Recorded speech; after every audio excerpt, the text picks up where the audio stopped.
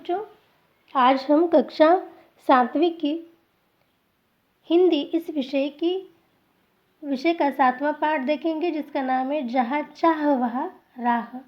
जहाँ हमें जिस वस्तु की हमें चाह होती है, वह चाह होने के कारण वह वस्तु हमें मिलती है। और वह वस्तु किस प्रकार से हमें मिलनी चाहिए, यह इस विचार करने के लिए हमें उस वस्तु की एक चाह चाहिए होती है। उस वस्तु को हमें अपनापन देना पड़ता है और उसी के कारण वह वस्तु मिलने की हमें राह भी सोचनी पड़ती है। इसका मतलब जहाँ चाह वह राह। इसके लेखिका है अनुराधा मोहिनी जी। इनका जन्म 21 अक्टूबर 1961 नागपुर में हुआ था। इनका परिचय अनुवाद के क्षेत्र में अनुराधा मोहिनी जी ने अमूल्य योगदान दिया है तथा आपने अनुवाद विविध पारिभाषिक कोशों की निर्मिति में सहभाग, वैचारिक एवं ललित पुस्तकों का स्पंदन दिया है। प्रस्तुत कहानी में लेखिका ने संकल्प शक्ति और उसके समुचित क्रियान्वयन के असंभव काम को संभव करने की प्रेरणा दी है। इसका मतलब हम जो विचार करते हैं, उस विचार को हमें किस प्रकार करना होगा, असंभव काम संभव किस प्रकार हम कर सकते हैं, यह इसमें बताया गया है। देखो, यहाँ पर एक चित्र दिया गया है। स्वयं किए हुए कार्य आप घर में, विद्यालय में, परिवेश में या हमारे आसपास में त्योहारों में कौन कौन से कार्य करते हैं, यह कार्य आपको लिखने हैं। देखो, यहाँ पर घर में हम जो कार्य करते हैं, वह कार्य हम त्योहार में नहीं करते।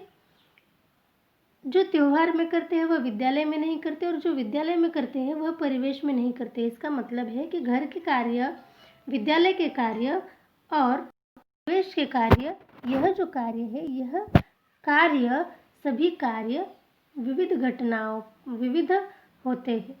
और इस पाठ में हम देखेंगे कि एक बहुत सुंदर ऐसी कथा है, और इस कथा के माध्यम से हमें अंधश्रद्धा न होकर एक वैज्ञानिक दृष्टिकोण होना चाहिए, यह इस पाठ में हमें बताया है।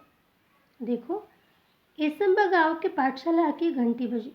धुआंधार बरसात हो रही थी। वर्षा के कारण प्रार्थना मैदान पर न होकर कक्षा में संपन्न हुई। उपस्थिति लेते हुए गुरुजी ने देखा कि आज कक्षा में बहुत कम विद्यार्थी है। आज इतने विद्यार्थी के अनुपस्थित होने का क्या कारण है? उन्होंने विद्यार्थियों से पूछा। वही नाला गुरुजी, सबने एक स्वर में उत्तर दिया। एसंबा गांव के ठीक बीच से एक नाला बहता था। गांव की बस्ती नाले के एक तरफ थी, पाठशाला और खेत दूसरी तरफ थे। बरसात के दिनों में नाले में कई बार 4 से 5 फीट तक पानी भर जाता था। बड़े बुजुर्ग तो किसी तरह अपने गाय बैलों के साथ नाला पार करते थे और खेतों में चले आते, किंतु पाठशाला आने के लिए नाला लांघना विद्यार्थियों के लिए संभव नहीं था। जब जब जोरों की बारिश होती, उस दिन कक्षा में विद्यार्थियों की उपस्थिति पर असर पड़ता।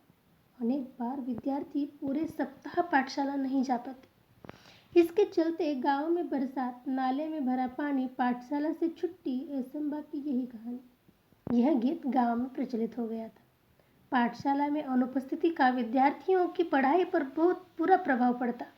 अच्छी श्रेणी लाने वाले विद्यार्थी भी वार्षिक परीक्षा में पीछे रह जाते। सब परेशान थे, पर क्या करते? मार्ग असंभव था। असंभव में मूल शब्द संभव होता है। यही संभावना एक दिन एकाएक काम कर गई। हुआ यह कि उस दिन भारी वर्षा के कारण एसंबा के अधिकांश विद्यार्थी पाठशाला नहीं जा पाते थे। सो दोपहर बाद बरसात थोड़ी रुकने पर चौपाल में बरगद के पेड़ के नीचे चबूतरे पर बैठे वे आपस में बातचीत कर रहे थे। तभी तुषार ने कहा, अरे, इस बरगद के पेड़ में भूत है, यहाँ क्यों बैठे हो? भूत सब कोरी कल्पना है और बकवास है।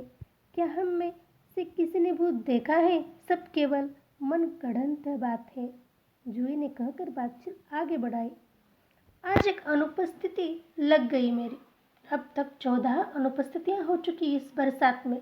उज्ज्वला ने परेशानी भरे स्वर में कहा। मेरी तो कुल उपस्थिति ही शायद 14 होगी, शुभम ने कहा तो सब हंस पड़े।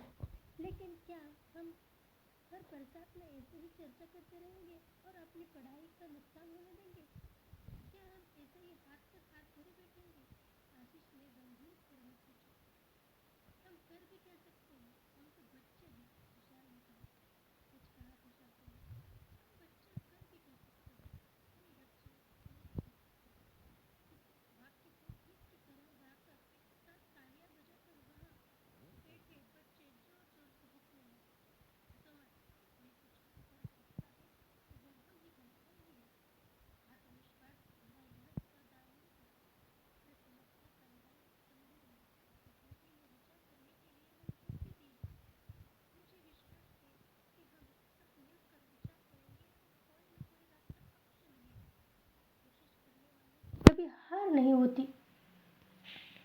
और दामिनी की बातों ने बातचीत को माहौल बदल दिया और कोई गंभीर होकर समस्या के हल के बारे में सोचने लगा। हल मिल गया, हम बरसात में भी पाठशाला जा सकते हैं। आशीष की आंखों में चमक और स्वर में उत्साह था। कैसे? सबने एक साथ पूछा। हम नाले पर पुल बनाएंगे। पुल? मित्रों के स्वर में आश्चर्य को भांपकर आशीष ने आत्मविश्वास पूर्वक उत्तर देते हुए कहा, हाँ, पुल। विज्ञान की पुस्तक में हम सब ने पुल की जानकारी पढ़ी है।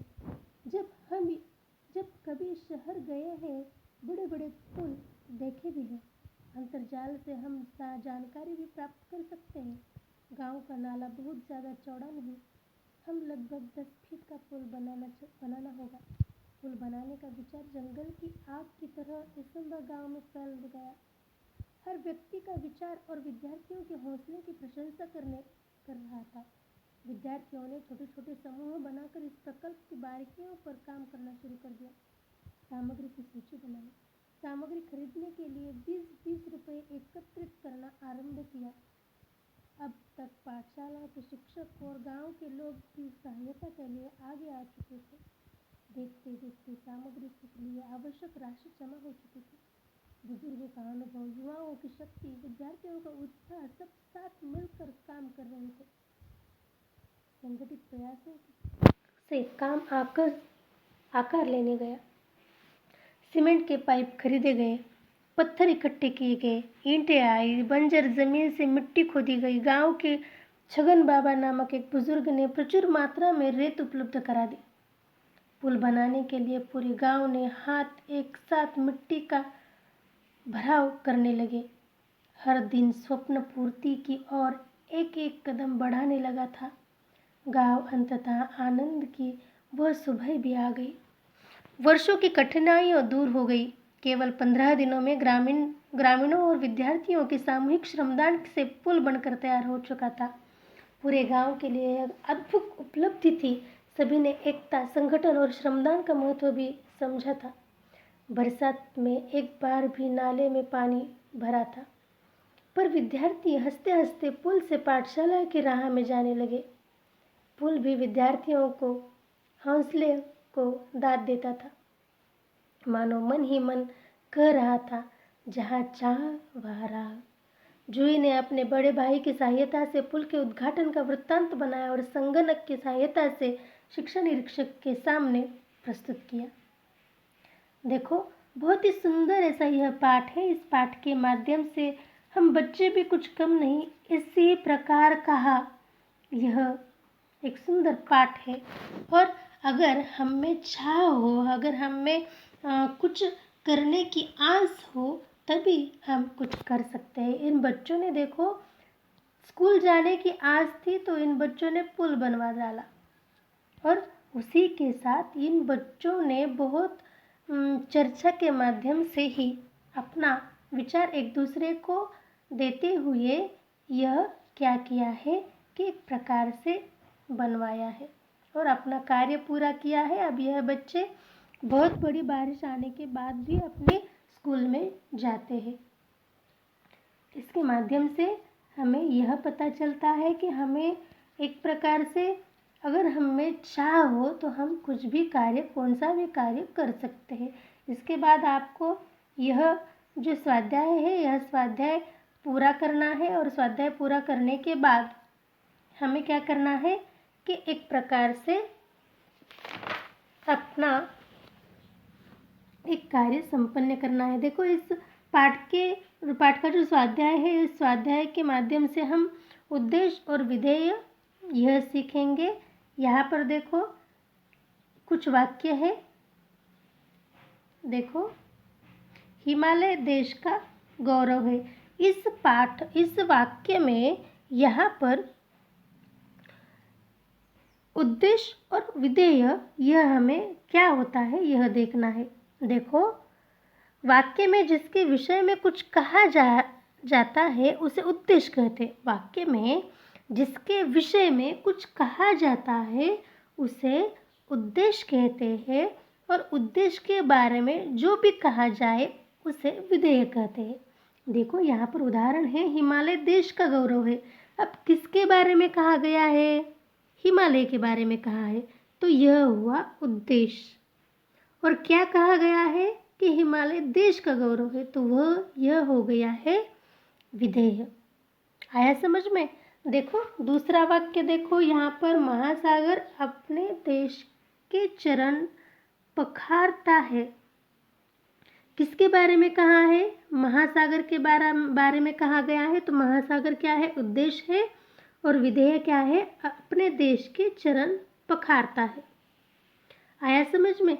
आगे का वाक्य देखो, निखिल कश्मीर घूमने गया। कौन घूमने गया? निखिल गया। तो यह क्या हो गया? उद्देश्य हो गया। और कहाँ घूमने गया? कश्मीर घूमने गया। तो यह विधेय हो गया। आगे देखो, मुंबई देश की आर्थिक राजधानी है। किसके बारे में कहा गया है? मुंबई के बारे में। तो यह हो गया उद्देश्य। और क्या कहा गया है? देश की आर्थिक राजधानी है। तो यह हो गया विधेय। आगे का वाक्य देखो, परिश्रम सफलता की कुंजी है। क्या सफलता की कुंजी है? परिश्रम। परिश्रम के बारे में कहा गया है। तो यह हो गया उद्देश्य। और सफलता की कुंजी है, यह परिश्रम के बारे में कहा गया है, इसलिए यह क्या है? उद्देश्य। इसीलिए यहाँ पर उद्देश्य कौन कौन से हैं? हिमालय। देखो इस वाक्य में हिमालय उद्देश्य है, हिमालय, महासागर, निखिल, मुंबई, परिश्रम, यह उद्देश्य है।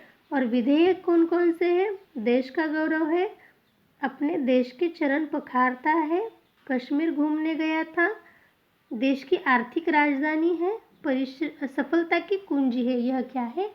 विधेय। देखो इसमें हम यह व्याकरण का जो भाग है वह भी पढ़ लिया है। और इसके बाद में आपको यह पूरा स्वाध्याय अपने नोटबुक में लिखना है। इसके बाद का जो पाठ है वह हम अगले वीडियो में देखेंगे। धन्यवाद।